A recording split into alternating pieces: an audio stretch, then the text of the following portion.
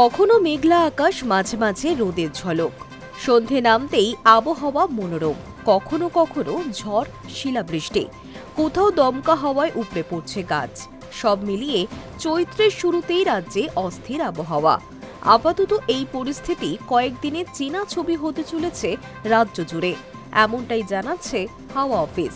আবহাওয়া দফতরের মতে বঙ্গোপসাগর থেকে বিপুল জলীয় বাষ্প এখনও স্থলভাগে ঢুকছে। তার জেরেই পশ্চিমবঙ্গের বিভিন্ন জেলায় ঝড় বৃষ্টির অনুকূল পরিবেশ তৈরি হয়েছে। আগামী কয়েকদিন জেলায় জেলায় বজায় থাকতে পারে এই দুর্যোগপূর্ণ আবহাওয়া। কলকাতাতে আজ বিক্ষিপ্তভাবে বজ্রবিদ্যুৎ সহ বৃষ্টির সম্ভাবনা রয়েছে, তবে আপাতত প্রবল ঝড় বা ভারী বর্ষণের আশঙ্কা কম।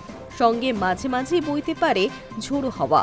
শুক্রবার দক্ষিণবঙ্গের বেশ কিছু জেলায় বজ্রবিদ্যুৎ সহ বৃষ্টি, দমকা হাওয়া ও শিলাবৃষ্টির সম্ভাবনা রয়েছে। এদিকে একাধিক জেলায় জারি করা হয়েছে কমলা সতর্কতা।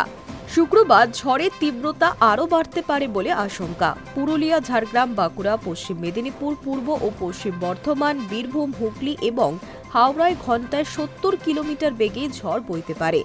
অন্যান্য জেলাগুলিতে দমকা হাওয়ার গতি থাকতে পারে 50 থেকে 60 কিলোমিটার প্রতি ঘণ্টা। উত্তরবঙ্গেও জারি হয়েছে ভারী থেকে অতি ভারী বৃষ্টির সতর্কতা। জলপাইগুড়ি ও আলিপুরদুয়ারে বিশেষ সতর্কতাও রয়েছে। দার্জিলিং, কালিম্পং এবং জলপাইগুড়ির কিছু অংশে শিলাবৃষ্টিও হতে পারে। পরিস্থিতির কথা মাথায় রেখে শুক্রবার ও শনিবার মৎস্যজীবীদের সমুদ্রে না যাওয়ার পরামর্শ দিয়েছে হাওয়া অফিস। High news network.